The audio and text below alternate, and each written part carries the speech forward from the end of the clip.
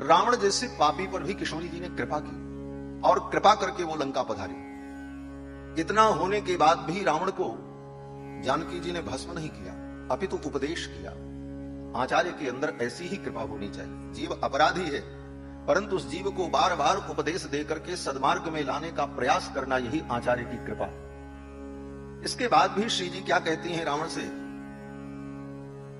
तुम सुधर जाओ, मेरी बात मान लो, प्रभु श्री रघुनंदन की शरण में चले जाओ। रावण ने कहा, मैं उनकी शरणागति नहीं करूंगा, मैं किसी का दास नहीं बनूंगा। जानकी जी ने कहा, रघुनंदन बड़े उदार हैं, विशाल हृदय हैं, तुम्हारे जैसे वीर को पा करके वो अपना मित्र बनाएंगे, तुमको दास नहीं बनाएंगे, उनसे दोस्ती हो जाएगी तुम्हारी। तेन मैत्री भवतु ते यदि जीवितुमिच्छसि, अगर तुम जिंदा रहना चाहते हो तो तेन मैत्री भवतु ते, उनसे तुम्हारी मैत्री हो जाएगी, वो तुमको मित्र बनाएंगे। इसके बाद भी जब रावण नहीं माना तो सीता जी ने कहा, लंकेश, क्या तुम्हारी लंका में कोई संत नहीं रहते? इह संतो न वासंति सतो वा नानुवर्तसे। सीता जी ने कहा, इस लंका में कोई संत नहीं रहता, यह संतो न वासंति। फिर सीता जी ने विचार किया, नहीं नहीं, संत तो यहां भी है। कौन? बोले, विभीषण जी जैसे संत हैं। तुम सारिखे संत प्रिय मोहि, भगवान ने कहा। लेकिन विभीषण जैसे संत के रहने पर भी तुम्हारी ये दुर्बुद्धि कैसे हो गई? सत्संग से तो बुद्धि बदलनी चाहिए, और ऐसे महान भगवत भक्त और संत का संग है, और फिर भी तुम्हारी बुद्धि ये पाप से युक्त है। क्या कारण है? सीता जी कहती हैं, यह संतो न वासंति सतो वा नानुवर्तसे। लगता है तुमने उन संत का संग नहीं किया, उनका अनुकरण नहीं किया, उनकी बातों का ध्यान नहीं दिया, इसीलिए तुम्हारी बुद्धि बुद्धिराचार वर्जिता, आचार वर्जित बुद्धि। इतना उपदेश कौन करेगा? जो हरण करके ले गया, रुलाया, दुख दिया, ऐसे रावण को भी सीता जी उपदेश करके सन्मार्ग में लगाना चाहती हैं। ये आचार्य का स्वरूप। आचार्य कृपा करके जीव को अपने उपदेश से सन्मार्ग में लगाकर भगवान के चरणारविंद में ले। तो कृपा गुण के प्रकाशन के लिए श्री जी का प्रथम विश्लेष भगवान से हुआ। दूसरा रहस्य, पारतंत्र। आचार्य कभी स्वतंत्र नहीं होते, आचार्य सदा भगवान के परतंत्र होते। स्वतंत्र तो केवल भगवान है, परम स्वतंत्र न सिर पर कोई। सर्वतंत्र स्वतंत्रो ही, भगवान सर्वतंत्र स्वतंत्र है। और आचार्य, बोले आचार्य सदा अपने को भगवान के परतंत्र अनुभव करते। हम भगवान के परतंत्र हैं, इस परतंत्रता का, पराधीनता का अनुभव करना, इसी को कहते हैं पारतंत्र है। परतंत्रता ही पारतंत्र है। तो हम भगवान के परतंत्र हैं, इसका अनुसंधान आचार्य करते हैं। ये आचार्य का महान गुण होता है। हम भगवान के परतंत्र हैं, हम स्वतंत्र नहीं हैं। और जिस जीव ने, जिस प्राणी ने अपने को स्वतंत्र माना, उसी का पतन हुआ। हम किसी के अधीन नहीं, हम स्वतंत्र हैं। बोले स्वतंत्रता के कारण ही जीव का पतन होता है। हम भगवान के पारतंत्र को भूल जाते हैं। आचार्य सदा भगवान के पारतंत्र का अनुभव करते रहते। हम तो भगवान के परतंत्र हैं। सीता जी का जो दोबारा विश्लेष हुआ भगवान से, द्वितीय विश्लेष, वो पारतंत्र प्रकाशन के लिए हुआ। जब लक्ष्मण जी ले जाकर के वाल्मीकि मुनि के आश्रम के पास गंगा के तट पर छोड़कर चले आए, तो एक बार सीता जी के मन में यह भाव आया कि मैं गंगा में कूद जाऊं और प्राणों का त्याग कर दूं। क्यों? बोले अब जी करके क्या करेंगे? प्रभु ने मेरा त्याग कर दिया, पुनः मुझे स्वीकार करेंगे नहीं, और भगवान के वियोग में, रघुनंदन के वियोग में जीवन कैसे जिया जाएगा, इसलिए मर जाना ही अच्छा। गंगा में कूदने का जब उपक्रम किया श्री सीता जी ने, उसी समय उनके मन में यह भाव आया, नाना ये मरने का निर्णय मैं कैसे ले सकती हूं? मैं स्वतंत्र थोड़ी। परतंत्र व्यक्ति को मरने का भी अपनी इच्छा के अनुकूल अधिकार नहीं। हम अपनी इच्छा से मर जाएं, ये भी हमारा अधिकार नहीं है। हम भगवान के परतंत्र, जब वो मारे तब हम मरेंगे, अपने से हम मरने का भी संकल्प नहीं कर सकते। ये पारतंत्र है। और सीता जी ने मन में विचार किया कि अगर मैंने अपनी स्वतंत्रता का अनुभव करते हुए प्राणों का त्याग कर दिया तो हमारा पारतंत्र नष्ट हो जाएगा, और मेरे गर्भ में जो रघुकुल का उत्तराधिकारी है, वह गर्भ भी नष्ट हो जाएगा और रघुनंदन एक पत्नी व्रत हैं, अब दूसरा विवाह करेंगे नहीं, और दूसरा विवाह करेंगे नहीं, दूसरी संतान होगी नहीं। ऐसी स्थिति में मेरे प्रभु का वंश विच्छेद हो जाएगा, इसलिए मैं तो सदा उनके अधीन हूं। किसी भी प्रकार से मुझे जीवन धारण करके इस संतान को जन्म देकर उनकी गोद में इन बालकों को मैं अर्पित कर दूं, इसके बाद मेरा कर्तव्य पूर्ण होगा। मुझे मरने का भी अधिकार नहीं है, ये मेरी स्वतंत्रता नहीं है। इस पारतंत्र का चिंतन करते हुए श्री सीता जी ने अपने जीवन को धारण किया, अन्यथा वो गंगा में कूद के मरने को तैयार थे। तो आचार्य में पारतंत्र हो, हम भगवान के परतंत्र। और तीसरा गुण अनन्यार्हत्व, मैं भगवान के लिए ही हूं, मैं भगवान के ही योग्य हूं और भगवान के लिए ही मेरा जीवन है। यह अनन्यार्हत्व भाव आचार्य के अंदर होना चाहिए। ये तीसरा गुण सीता जी का जब तृतीय वियोग हुआ तब प्रकाशित हुआ। भरी सभा में सीता जी ने यही कहा, मनसा कर्मणा वाचा पतिमेक समर्चिता, मन वचन कर्म से मैंने केवल इन्हीं के चरणों में प्रेम किया हो, मेरी अनन्य भक्ति हो तो भूदेवी मुझे मार्ग प्रदान करें। और ये संकल्प करते ही धरती फट गई और सीता जी भूमि में प्रवेश कर गए। ये अनन्यार्हत्व। तो आचार्यों ने इन सब विषयों का इन ग्रंथों में चिंतन किया है। कृपा, पारतंत्र, अनन्यार्हत्व प्रकाशनार्थम।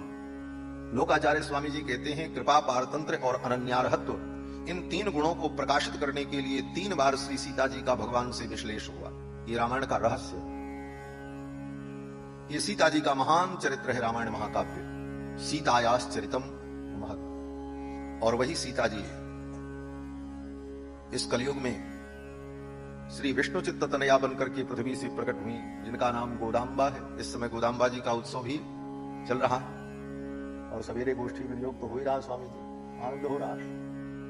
श्री गोदाम्बा जी जैसे सीता जी भूमि से प्रकट हुई, उसी तरह गोदाम्बा जी भी भूमि से प्रकट हुई। ये भी भूमिजा है और ये रंगनायकी हैं।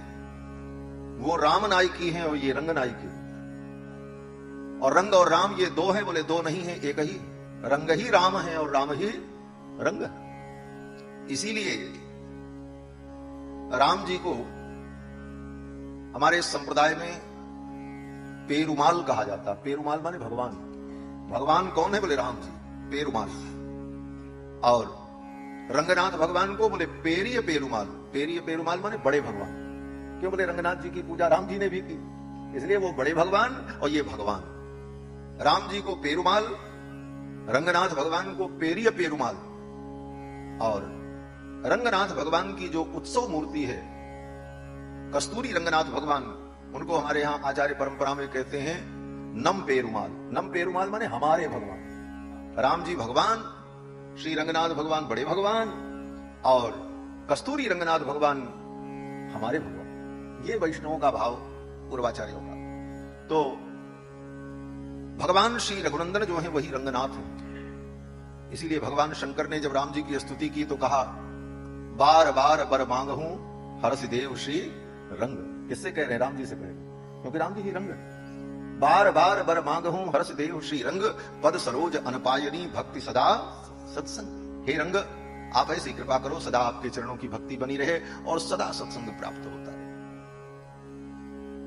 तो श्री जानकी जी रामनायकी है और गोदाम्बा जी रंगनायकी। गोदाम्बा जी का भी प्रादुर्भाव भूमि से हुआ। श्री विष्णु चित्त स्वामी के तुलसी के बगीचे में प्रकट हो गई। बगीचे में सेवा कर रहे थे और उसी बगीचे में, तुलसी के बगीचे में उनको एक कन्या प्राप्त हुई। आज भी हम लोग कीर्तन करते हैं तो यही कहते हैं कि भजमन विष्णु चित्त दुहिता को, भजमन विष्णु चित्त दुहिता को, तुलसी वन से प्रकट भई हैं जैसे जन्म भयो सीता को। भजमन विष्णु चित्त दुहिता को।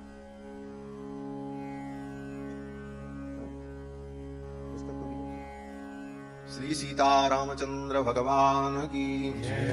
तो श्री गोदाम्बा जी का ये पावन महोत्सव चल रहा है। आज तृतीय गाथा थी। तृतीय गाथा का भक्तों ने अनुसंधान किया। श्री गोदाम्बा जी का जो मूल चरित्र है उसकी भी थोड़ी चर्चा करके आगे चलते हैं, क्योंकि अवसर पर इस उत्सव के अवसर पर उनकी भी चर्चा होनी चाहिए। श्री गोदाम्बा जी प्रतिदिन भगवान को जगाती हैं और भगवान को जगा करके भगवान को पढ़ाती हैं, उपदेश देती हैं। क्या उपदेश देती हैं? बोले नीला तुंगस्तनगिरि तटी सुप्तम उद्बोध्य कृष्णम। श्री राधा रानी के वक्षस्थल के तट पर, नीला तुंगस्तनगिरि तटी, श्री राधा रानी के वक्ष तट पर अपने सिर को विन्यस्त करके शयन करते हुए जो कृष्ण है राधाकांत, उन शयन करते हुए भगवान को गोदाम्बा जी जगाती हैं। यही पूरी गाथा में बात कही जाती है बार बार। क्यों जगाती हैं? बोले भगवान सो रहे हैं राधा रानी के साथ, उनके वक्ष पर अपने सिर को रखकर, और अपने भक्तों को भूल गए। और राधा रानी की सन्निधि में रह करके भगवान नारदादि भक्तों को भी भूल जाते हैं। दूरे सृष्टि वार्ता, सृष्टि संहार पालन की वार्ता को भूलकर, नारदादि भक्तों को भी भूलकर भगवान श्री राधा रानी के वक्षस्थल पर अपने सिर को विन्यस्त करके शयन करते। गोदाम्बा जी कहती हैं, आप अगर ऐसे सारी दुनिया को भूल करके सोते रह जाओगे तो ये जीव जो है ये नष्ट हो जाए। भगवान को जगाती है। नीला तुंगस्तनगिरि तटी सुप्तम उद्बोध्य कृष्णम। उन भगवान को सुप्तम, सोते हुए भगवान को उद्बोध्य जगाती हैं। नीला तुंगस्तनगिरि तटी सुप्तम उद्बोध्य कृष्णम पारार्थ्यम स्वम श्रुति सतशिर सिद्धि अध्यापयंतीम। और भगवान को जगा करके भगवान को अध्यापयंतीम, पढ़ाती हैं, अध्यापन करती हैं। क्या पढ़ाती हैं भगवान को? गोदाम्बा जी कहती हैं, आपका जो स्वरूप है आप समझो, आप परमात्मा हो, आप सबके रक्षक हो, और ये जीव आपकी संपत्ति हैं। अगर इन जीवों को आप ऐसे भूल जाओगे तो ये जीव विनष्ट हो जाएंगे, और ये जीव आपके लिए हैं, आपके शरणागत हैं। आप अपनी कृपा दृष्टि इन पर करो। और इस प्रकार भगवान को जगा करके भगवान को उपदेश देती। यही काम आचार्य करते हैं। आचार्य भगवान को कहते हैं कि हे प्रभो एनम रक्ष जगन्नाथ बहुजन्मा पराधीन, इन जीवों पर आप कृपा करो, इनकी रक्षा करो। तो श्री गोदाम्बा जी का ये पावन व्रत महोत्सव चल रहा है, तिरुप्पावई। और इस व्रत में गोदाम्बा जी की गाथाओं का जो अनुसंधान किया जाता है, उस अनुसंधान में आचार्याभिमान और आचार्य की महिमा का ही चिंतन किया जाता है। सारे पदों में आचार्य की भूमिका क्या है, आचार्य के द्वारा जीव का कल्याण कैसे होता है, इन्हीं सारे विषयों का विविध प्रकार से गोदाम्बा जी की गाथा में अनुसंधान पूर्वाचार्यों ने किया। ऐसे पवित्र पावन अवसर पर श्रीमद् वाल्मीकि रामायण की पावन चर्चा हम सभी लोग श्रवण कर रहे हैं। कल के प्रसंग में आप सभी लोगों ने श्रवण किया, भगवान अयोध्या में प्रकट हुए चार रूपों, कृत्वात्मानं चतुर्विधम पितरम रोचयामास तदा दशरथम नृपम। चार रूपों में भगवान प्रकट हुए, दशरथ जी को अपना पिता बनाया। अयोध्या में अपूर्व आनंद हुआ। जिस समय भगवान प्रकट हुए, चारों तरफ अयोध्या में महान उत्सव हुआ। बड़े बड़े ऋषि मुनि, अमलात्मा, महात्मा लोग जो अयोध्या के आसपास के जंगलों में तप कर रहे थे, समाधि में थे, उनकी समाधि छूट गई। जब समाधि छूटी तो उन महात्माओं ने एक दूसरे से पूछा, 1000 वर्ष के लिए हमने समाधि लगाई थी और अभी तो 2-4 वर्ष हुए, ये समाधि छूट क्यों गई? हमने तो 1000 वर्ष की समाधि का संकल्प किया था, ये बीच में ही समाधि क्यों टूट गई? तो जो वृद्ध महात्मा थे, उन वृद्ध महात्माओं ने कहा, समाधि किसके लिए लगाई जाती है? बोले समाधि भगवान के दर्शन के लिए लगाई जाती है। समाधि में योगी भगवान का अपने हृदय में दर्शन करता है। योग हृदय ध्यान गम्यम, योगी अपने हृदय में भगवान का ध्यान करते हैं। तो समाधि में, योग में अपने हृदय में भगवान का दर्शन किया जाता है, यही समाधि का फल है।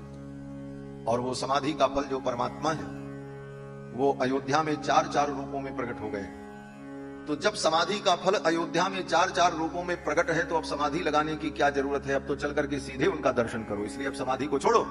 समाधि सबकी छूट गई और बड़े बड़े ऋषि मुनि, महात्मा, अमलात्मा, विमलात्मा लोग अयोध्या की ओर चल पड़े। दूर दूर से लोगों ने सुना तो बधाई देने के लिए चल पड़े।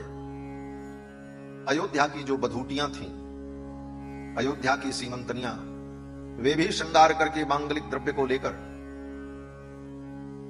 श्री दशरथ जी के द्वार पर आकर के बधाई देते हैं। गोस्वामी जी महाराज वर्णन करते हैं, मांगलिक द्रव्यों को लेकर श्रृंगार करके बधूटियां दशरथ जी महाराज के द्वार पर आकर के बधाई देती हैं। और दशरथ जी महाराज के द्वार पर ऐसा अद्भुत उत्सव हुआ, दशरथ जी ने अपना खजाना खोल दिया, कहा लुटाओ, सबको सब कुछ दिया।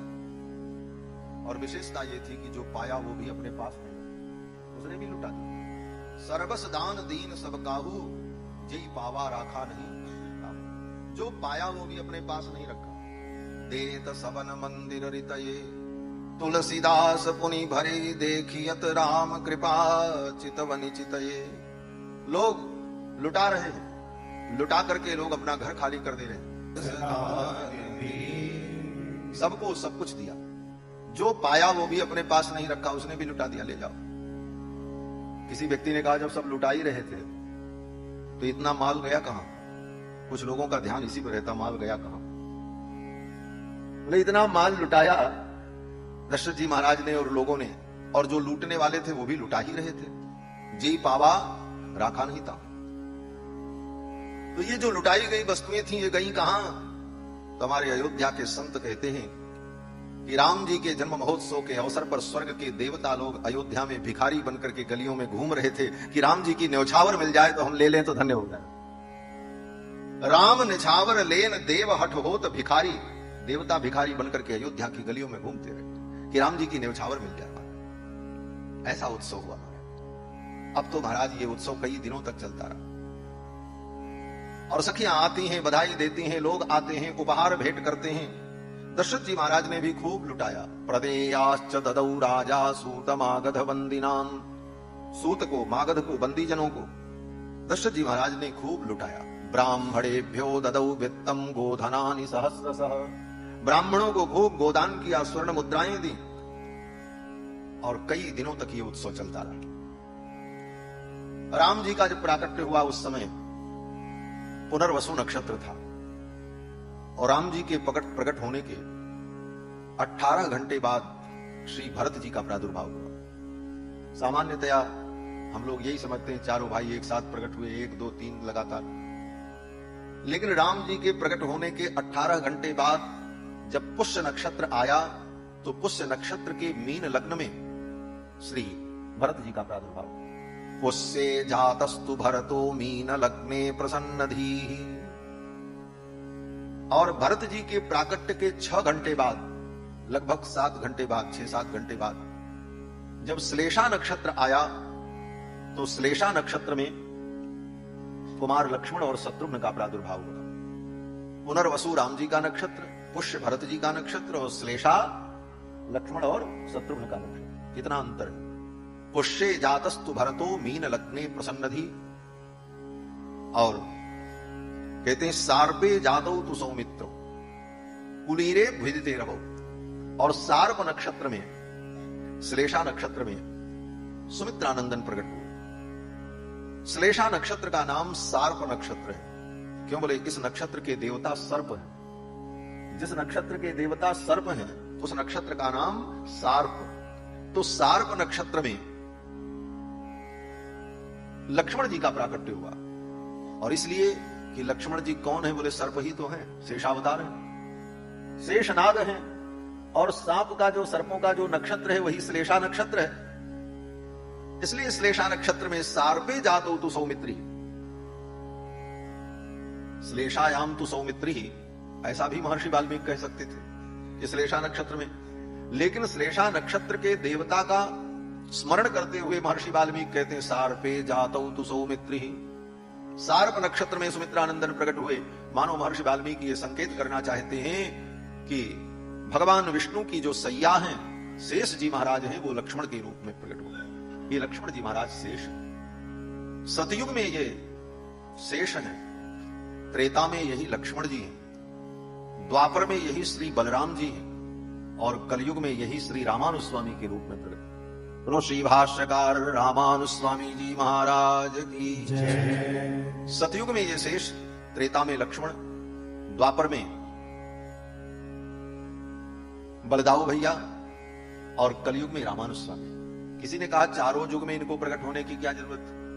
बोले भगवान जैसे सब युग में प्रकट होते हैं, भगवान कहते हैं संभवामि जुगे जुगे, तो आचार्य भी भगवान के ही समतुल्य हैं, इसलिए आचार्य भी संभवामि युगे। सभी युग में आचार्यों का अवतार होता है। आचार्य न हो तो भगवान को बताएगा कौन?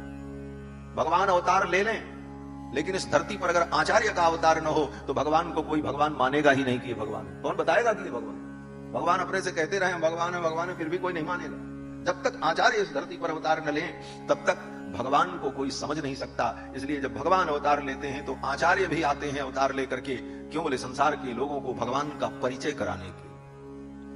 सतयुग में ये शेष, त्रेता में लक्ष्मण और द्वापर में बलराम के रूप में, कलयुग में रामानुज स्वामी के रूप। हमारे आचार्य वर्णन करते हैं कि संत्यज सकल उपायाचरण, अपने कल्याण के जो उपाय तुम करना चाहते हो उन्हें छोड़ दो। संत्यज सकल उपायाचरण। बोले महाराज कल्याण के उपाय छोड़ दे तो हमारा कल्याण कैसे होगा? तो कहते हैं ब्रज रामानुज चरणों शरणम, आचार्य रामानुज की शरण ग्रहण करो बस। आचार्य रामानुज की शरण में आने पर आचार्य के अनुग्रह से निश्चित कल्याण होगा। संत्यज सकल उपायाचरणम ब्रज रामानुज चरणों शरणम, भजयति राजम भजयति राजम भजयति राजम भवभूत। तो श्री लक्ष्मण जी महाराज सार्व नक्षत्र में प्रकट हुए और इस नक्षत्र का नाम श्लेषा है। श्लेषा का मतलब होता है श्रेष्ठ। श्रेष्ठ माने जुड़ा हुआ, चिपका हुआ, इसीलिए जुड़वा बालक पैदा हुए लक्ष्मण और शत्रुघ्न। श्लेषा नक्षत्र का यह फल है। आचार्यों ने यही अनुसंधान किया है कि श्लेषा नक्षत्र, श्लेषा का मतलब ही होता है श्रेष्ठ। श्रेष्ठ माने जुड़ा हुआ, जुड़वा। इसीलिए श्लेषा नक्षत्र में लक्ष्मण और शत्रुघ्न दो कुमार उत्पन्न हुए। दशरथ जी महाराज ने महान उत्सव मनाया। जगुः कलम च गंधर्वा नरतुश्चाप्सरसो गणाः। आकाश में देवताओं ने, गंधर्वों ने गीत गाए, अप्सराओं ने नृत्य किया और अयोध्या में महान उत्सव हुआ और कई दिनों तक ये उत्सव चलता रहा। सूर्य भगवान इस उत्सव को देख करके आकाश में रुक गए। मेरे कुल में भगवान प्रकट हुए हैं, मैं भी इस उत्सव का दर्शन करूं। और भगवान सूर्य जब रुक गए तो दिन रुक गया। 1 महीने के बराबर एक दिन हो गया। मास दिवस कर दिवस भाम हरम न जाना कोई, रथ समेत रवि था क्यों निशा कवन विधि होय। 1 महीने का दिन हो गया। सूर्य भगवान रुक गए और 1 महीने तक सूर्य भगवान रुके रहे, आगे बढ़े ही नहीं, तो दिन भी आगे नहीं बढ़ा। इस तरह अयोध्या में भगवान का जन्म महोत्सव मनाया गया। धीरे धीरे 11 दिन बीता। जब 12वां दिन आया तो गुरुदेव वशिष्ठ बुलाए गए और गुरुदेव वशिष्ठ ने चारों कुमारों का नामकरण संस्कार किया। अतीत्यैकादशाहं तु नाम कर्म तथा करोत्। 11 दिन बीत जाने के बाद 12वें दिन महर्षि वशिष्ठ ने चारों कुमारों का नामकरण संस्कार किया। देवताओं का पूजन हुआ। कौशल्या कुमार को दशरथ जी गोद में लेकर के बैठे, एकई कुमार को मां कौशल्या गोद में लेकर के बैठी, सुमित्रा जी के ज्येष्ठ पुत्र को मां केकई अपने गोद में लेकर के बैठी और सबसे छोटे जो कुमार हैं उनको मां सुमित्रा गोद में लेकर के बैठी। सामने गुरुदेव विराजमान हुए। देवताओं का पूजन हुआ और पूजन के पश्चात जब नामकरण का समय आया, गुरुदेव वशिष्ठ ने श्री दशरथ जी महाराज से कहा, राजन आप अपने बालक को मेरी गोद में दे दो, फिर मैं इनका नामकरण करूं। कौशल्या कुमार को वशिष्ठ जी महाराज ने अपने गोद में जब लिया तो भगवान श्री रघुनंदन के श्री अंग का स्पर्श होते ही महर्षि वशिष्ठ को प्रेम की समाधि लग गई। आंखें बंद हो गई, ध्यान में डूब गई।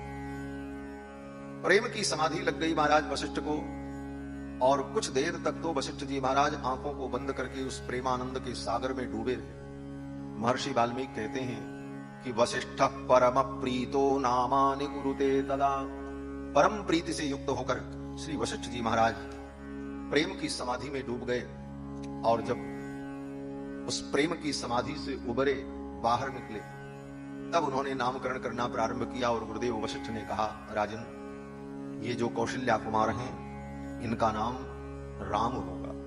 ज्येष्ठम रामम महात्मानम ये जो आपके ज्येष्ठ पुत्र हैं ये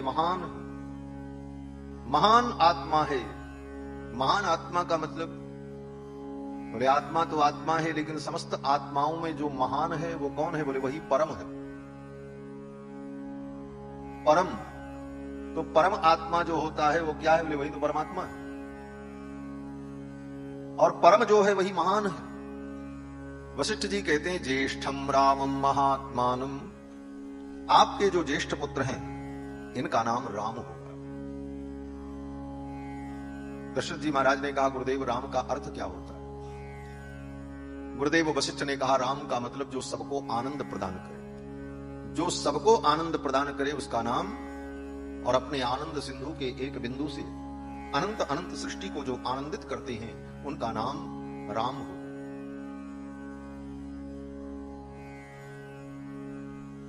और ये अपने गुणों से सभी को परम आनंद प्रदान करेंगे, सबको रमण कराएंगे, इसलिए इनका नाम राम होगा। ज्येष्ठम रामम महात्मानम।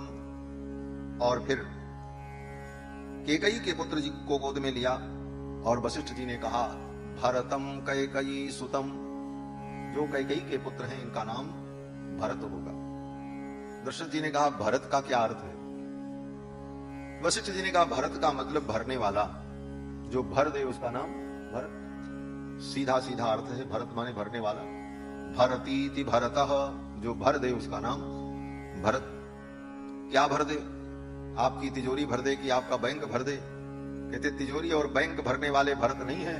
बोले तब ये लोगों के हृदय को राम प्रेम से भर देते हैं, इसलिए इनका नाम भरत है। जिसके चरित्र का चिंतन करने पर, जिसके चरित्र का अनुसंधान करने पर हृदय राम भक्ति से भर जाए उसका नाम भरत। भरतीति भरतः।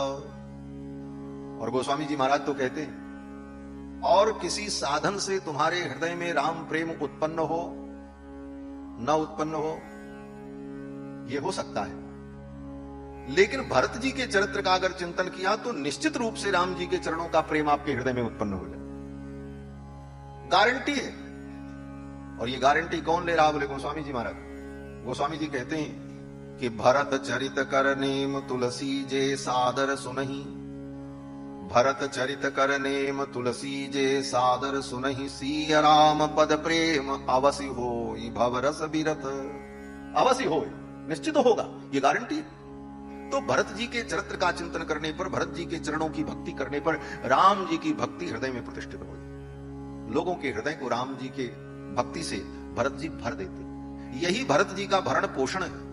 भरत शब्द का अर्थ करते हुए गोस्वामी जी महाराज कहते हैं विश्व भरण पोषण कर जोही, विश्व भरण पोषण कर जोही, ताकर नाम भरत अस होई, ताकर नाम भरत अस होई, ताकर नाम भरत अस होई, ताकर नाम भरत अस होई। विश्व भरण पोषण कर जोही, विश्व भरण पोषण कर जोही, विश्व भरण पोषण। जो सारे विश्व का भरण पोषण करे उनका नाम भरत। बोले कैसा भरण पोषण? बोले भरण पोषण का मतलब होता है रोटी कपड़ा मकान। कोई भी राजा अपनी प्रजा का भरण पोषण करता है तो क्या देता है? रोटी कपड़ा मकान, तन ढकने को वस्त्र मिले, क्षुधा निवृत्ति के लिए प्रजा को भोजन मिले, सिर पर छाया हो, यही राजा का धर्म है। राजा अपनी प्रजा का भरण पोषण करते हैं। और अगर यही भरण पोषण भरत जी ने भी किया तो फिर भरत जी में और अन्य राजाओं में अंतर क्या रहा? कहते हैं भरत जी का पोषण कुछ दूसरा है। विश्व भरण पोषण का अर्थ कुछ भिन्न है। क्या अर्थ है? बोले रोटी कपड़ा मकान से तो सभी राजाओं ने भरण पोषण किया, और रोटी कपड़ा मकान से जो प्रजा का भरण पोषण होता है वो प्रजा के शरीर का भरण पोषण होता है, आत्मा का भरण पोषण नहीं। बड़े बड़े राजाओं ने अपनी प्रजा के शरीर का भरण पोषण किया, लेकिन आत्मा का भरण पोषण किसी ने नहीं किया। और भरण पोषण के अभाव में आत्मा अनादिकाल से कुपोषण का शिकार हो गई। और कुपोषण का शिकार होने के कारण आत्मा बलहीन हो गई, और बलहीन आत्मा को परमात्मा की प्राप्ति नहीं होती। वेद कहता है नायम आत्मा बलहीने न लभ्य, बलहीन को वो नहीं मिलता। तो कैसा बल? बोले आत्मा बलवती हो। आत्मा बलवती कब होगी? बोले जब आत्मा का पोषण होगा, आत्मा को पौष्टिक द्रव्य मिलेगा। शरीर का पौष्टिक द्रव्य तो बहुत कुछ है, लेकिन आत्मा का पौष्टिक द्रव्य क्या है जिसे खा करके आत्मा बलवती हो, जिसे पा करके आत्मा बलवती हो? तो आचार्यों ने कहा कि आत्मा का बल ज्ञान है, आत्मा का बल भक्ति है, आत्मा का बल उपासना। उपासना, भक्ति, ज्ञान का आहार इस आत्मा को मिले तो आत्मा बलवती हो, और जब आत्मा में ज्ञान का बल, भक्ति का बल, उपासना का बल होगा, तभी ये आत्मा परमात्मा के चरणों तक पहुंच पाए। अन्यथा नायम आत्मा बलहीने न लभ्य, बलहीन को परमात्मा नहीं मिले। तो शरीर का पोषण तो सभी राजाओं ने किया, लेकिन आत्मा को ज्ञान मिले, उपासना मिले, भक्ति मिले, ये पोषण आत्मा का किसी ने नहीं किया। ऐसा पोषण अगर किसी ने किया तो श्री भरत जी ने किया। 14 वर्षों तक अयोध्या में रहकर प्रजा का पालन करते हुए एक एक राम भक्तों को भक्ति के भाव से, उपासना के भाव से, साधना के भाव से भरा है श्री भरत जी महाराज, और उनको राम रस पिलाकर, राम प्रेम का रस पिलाकर के 14 वर्षों तक जीवित रखा। राम के वियोग में केवल दशरथ जी ही प्राण का त्याग करते हैं। तो कहते हैं कि दशरथ जी का प्रेम सत्य प्रेम था। बंदहु अवध भुवाल सत्य प्रेम जहि राम पद, बिछुरत दीन दयाल प्रियतन तृण इव परिहर्यो। तृण के समान अपने शरीर को त्याग दिया दशरथ जी ने, क्योंकि राम के वियोग में जी न सके। तो केवल राम जी का ही दशरथ जी का ही सच्चा प्रेम था राम जी के चरणों में। बाकी अयोध्या में किसी का राम जी के प्रति सच्चा प्रेम नहीं था। क्या कहेंगे अगर इस बात को इसी रूप में स्वीकार कर लें कि सत्य प्रेम जहि राम पद, विचुरत दीन दयाल प्रिय तन तृण इव परिहर्यो। और अगर लोगों में सच्चा प्रेम नहीं था तभी तो जिंदा थे, नहीं सच्चा प्रेम होता तो जैसे दशरथ जी मर गए ऐसे सब मर जाते अयोध्या वाले राम जी के वियोग में, मरे कोई नहीं। तो क्या उन अयोध्या वासियों में राम जी के प्रति प्रेम नहीं था? बहुत प्रेम था, प्राण से ज्यादा प्रेम था महाराज अयोध्या वासियों का राम जी से। प्राण होते प्रिय लागहि सब कह राम कृपाल। प्राण से भी ज्यादा राम जी सबको प्रिय। बोले जब प्राण से भी ज्यादा प्रिय थे तो लोगों का प्राण निकला क्यों नहीं? जैसे दशरथ जी का प्राण निकला वैसे निकल जाना चाहिए। कहते हाँ दशरथ जी का प्राण इसलिए निकल गया कि राम जी के वियोग को सह न सके। भगवान के वियोग को सहने की शक्ति तब प्राप्त होती है जब भगवान के किसी भक्त के द्वारा उसके हृदय में प्रेम और भाव का पोषण हो। उस समय भरत जी अयोध्या में नहीं थे, तब दशरथ जी का प्राण चला गया। अगर भरत जी रहते तो दशरथ जी का भी प्राण न जाता। राम जी की चर्चा सुनाकर राम प्रेम से उनके हृदय को भर करके उनको भी जीवित रखता। लेकिन जब भरत जी आए तो देखा प्रभु श्री राम के वियोग में पिताजी ने अपने प्राणों का त्याग कर दिया। और संपूर्ण अयोध्यावासी राम जी को प्राण से ज्यादा प्यार करते हैं। प्राण होते प्रिय लागहि सब कह राम कृपाल। और अगर ये राम जी के वियोग में अयोध्यावासी सब मर गए, अपना प्राण त्याग दिया, तो 14 वर्ष बाद रघुनंदन जब लौट करके आएंगे तो मैं उनको क्या जवाब दूंगा? ये उजड़ी हुई अयोध्या में उनको कैसे सौंप पाऊंगा? इसलिए भरत जी महाराज ने 14 वर्ष लोगों को राम प्रेम से भर करके, राम प्रेम से परिपूरित करके उनके जीवन की रक्षा की, उनके प्राणों की रक्षा की। यही भरत जी का पोषण है। विश्व भरण पोषण कर जोई ताकर नाम भरत अस। कैसे पोषण करते थे? बोले भरत जी महाराज और शत्रुघ्न दोनों भाई एक एक व्यक्ति के पास जा जाकर के समझाते थे। राम जी के वन में चले जाने के बाद जितने व्यापारी थे सब ने अपना व्यापार बंद कर दिया। न कोई दुकान खोले, न बाजार लगे, न हाट लगे, सब बंद। सेवक अपनी सेवा में नहीं जाते, यहां तक कि गाय चारा नहीं खाती, बछड़ों को दूध नहीं पिलाती, लात मार करके भगा देती। घोड़े जो है चारा नहीं खाते, गजशाला में गज भूखे खड़े हैं, उनके सामने चारा रखा है, खाने को तैयार। राम जी के वियोग में पशु पक्षी और अयोध्या के सभी प्राणी अन्न जल को त्याग कर मरने का अनशन करके बैठे हुए थे। और श्री भरत जी महाराज जब आए तो भरत जी ने और श्री शत्रुघ्न जी ने, इन दोनों भाइयों ने घूम घूम कर एक एक व्यक्ति के पास जा जाकर के उनको समझा समझा करके उनको जीने की शक्ति प्रदान की। दुकानदारों के पास जाकर के कहते अपनी दुकान खोलो, व्यापार चलाओ, पूंजी बनाओ और ऐसी दुकान बनाओ कि 14 वर्ष बाद जब राम जी लौट करके आए तो अयोध्या की बाजार को देखकर के कहते अपनी दुकानें खोलो, व्यापार बढ़ाओ। व्यापारी लोग कहते अब किसके लिए करें, हमारे राम जी चले गए, ये सब करके हम क्या करेंगे जब राम जी ही नहीं। तो भरत जी उनको कैसे समझाते थे, समझाने का तरीका क्या था। भरत जी कहते देखो 14 वर्ष बाद राम जी लौट करके आएंगे और उनका भव्य राज्याभिषेक होगा। राज्याभिषेक में बड़े बड़े राजा महाराजा अतिथि लोग पधारेंगे।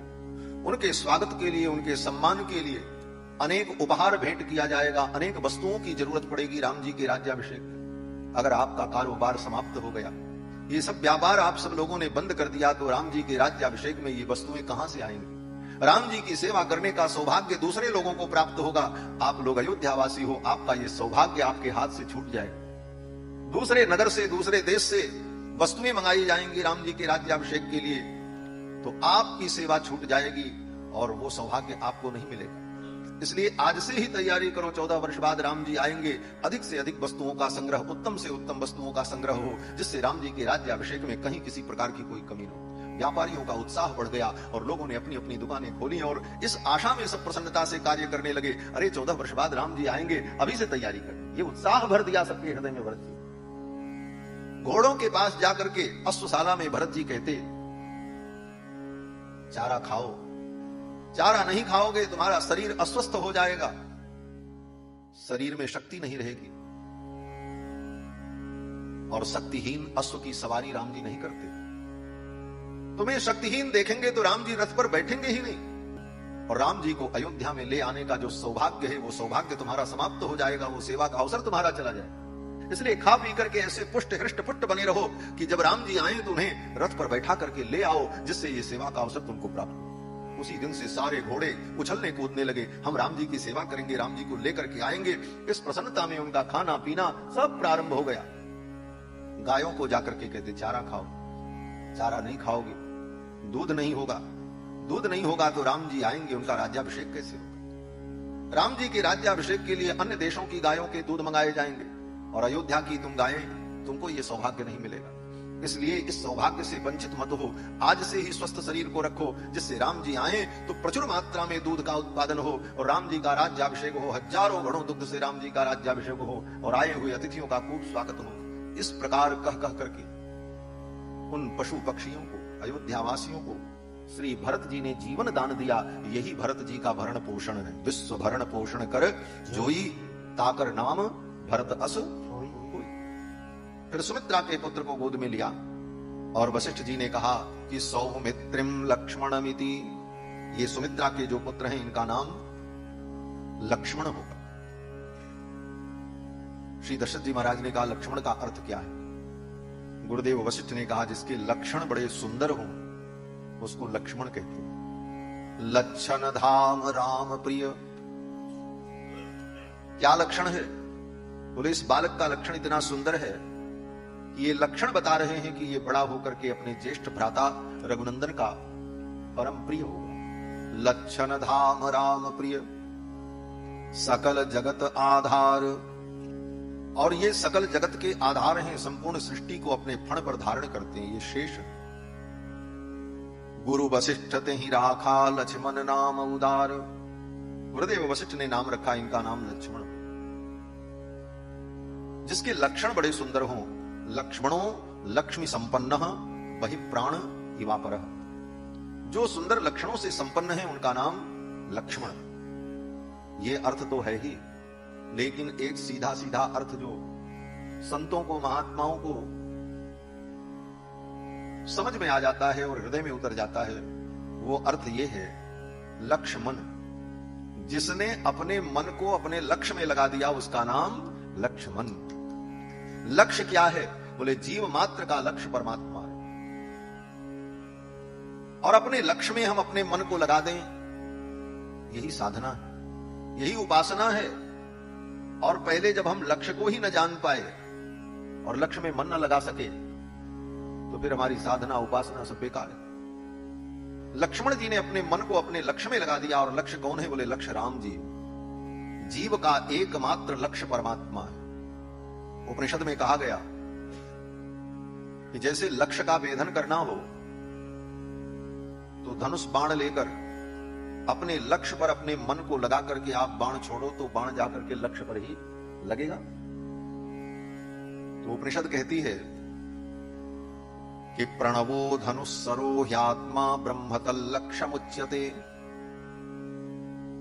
भगवान के मंत्र को धनुष बनाओ, ये वेद कह रहे हैं। प्रणवो धनु, प्रणव माने ओंकार, ओंकार स्वयं में मंत्र है, और ओंकार की ही व्याख्या भूर्भुवः स्वः है।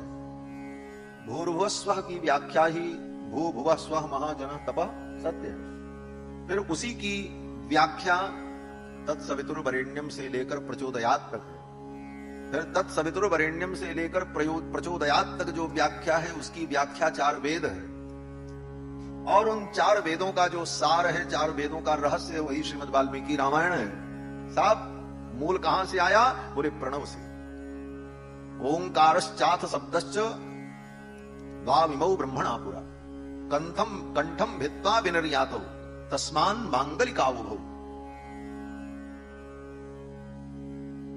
स्मृतिकार कहते हैं कि 2 शब्द ओम और अथ, ये 2 शब्द सृष्टि के प्रारंभ में ब्रह्मा के कंठ का भेदन करके निकले। ओंकाराथ शब्दश्च, शब्दश्च, ये दोनों शब्द ओंकार और अथ कंठम भित्वा विनिर्यातो, ब्रह्मा के कंठ का भेदन करके ये दोनों वर्ण निकले, दोनों शब्द निकले, ओम और अथ। और ये दोनों मंगलवाचक भी है। तस्मान मांगलिकावुभौ, इसीलिए वेदांत सूत्र में सबसे पहले जो अथ शब्द का प्रयोग किया गया है उसी को मंगलाचरण माना जाता है। अथातो ब्रह्म जिज्ञासा, अथ अतः ब्रह्म जिज्ञासा। तो अथ जो है वो मांगलिक, मंगल का सूचक है। और ओमकार ये सभी मंत्रों का मूल है। ओम से ही, प्रणव से ही सारे मंत्र प्रकट हुए। तो जितने मंत्र हैं उन सब का संकेत प्रणव के द्वारा होता है, ओम के द्वारा होता है। यहां तक कि भगवान का नाम भी प्रणव से ही उत्पन्न है। तो भगवान का कोई भी मंत्र, भगवान का कोई भी नाम, आचार्य परंपरा से जो आपको मंत्र प्राप्त हुआ, गुरु परंपरा से जो मंत्र आपको प्राप्त हुआ, उसी को धनुष बनाओ, ये वेद कहता है। प्रणवो धनु, उसको धनुष बनाओ। और सरो ह्यात्मा, और अपनी आत्मा को बाण बनाओ। प्रणवो धनुष सरो ह्यात्मा ब्रह्मतल लक्ष्यमुच्यते। और ब्रह्म जो परमात्मा लक्ष्य है, उस लक्ष्य का भेदन करो। अप्रमत्तेन वेधव्य, प्रमाद से रहित होकर उस लक्ष्य का भेदन करो, यही साधना है। तो लक्ष्य जो ब्रह्म है, उस ब्रह्म लक्ष्य पर अपनी आत्मा का बाण छोड़ना।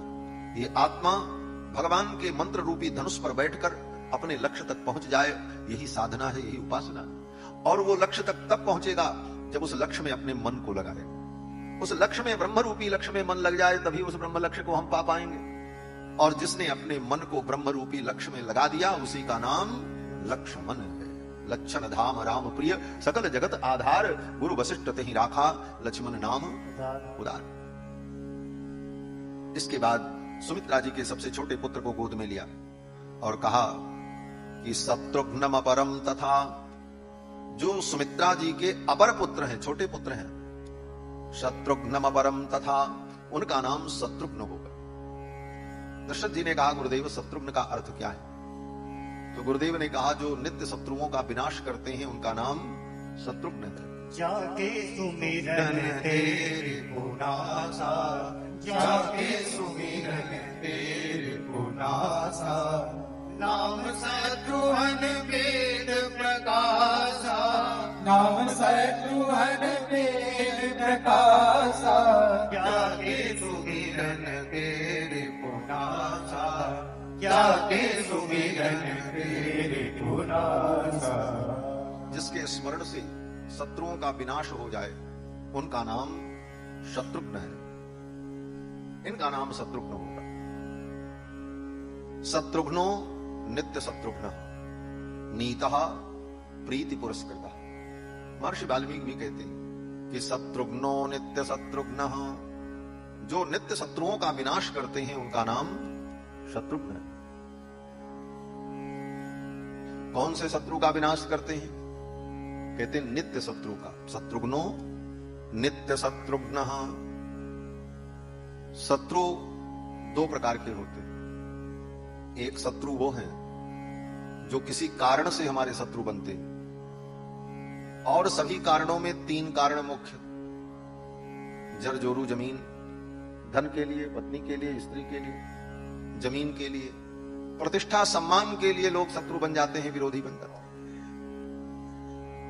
तो जो इन कारणों से शत्रु बनते हैं वो शत्रु अस्थायी नहीं होते, वो अनित्य शत्रु हैं। क्यों? बोले कोई व्यक्ति धन के कारण आपका शत्रु बना है, वो धन आप छोड़ दो, उसकी शत्रुता खत्म हो जाएगी। जिस प्रतिष्ठा और पद के लिए कोई आपका शत्रु बना है, उस पद और प्रतिष्ठा से आप मोह छोड़ दो, लो भाई ले जाओ, वो आपका शत्रु नहीं रहेगा, उसकी शत्रुता खत्म हो जाएगी। ये संसार के जो शत्रु हैं ये अनित्य हैं। ये जिस कारण से शत्रु हैं उन कारणों का त्याग कर दो, शत्रुता खत्म हो जाएगी। और नित्य शत्रु कौन है? बोले नित्य शत्रु वो हैं जो अनंत जन्मों से हमारे साथ लगे हुए हैं। ये शत्रु तो अनित्य हैं जो संसार में आस पड़ोस में होते हैं। ये अनित्य इसलिए भी हैं कि इनकी शत्रुता बहुत दिन नहीं रहेगी। जिन कारणों से शत्रुता है उन कारणों को छोड़ दो, शत्रुता खत्म। और अगर उन कारणों को नहीं छोड़े तो एक दिन तुम मर जाओगे तो शत्रुता खत्म, और तुम नहीं मरे, वो मर गया पहले, तो शत्रुता खत्म। ये शत्रु अनित्य है। लेकिन नित्य शत्रु कौन है?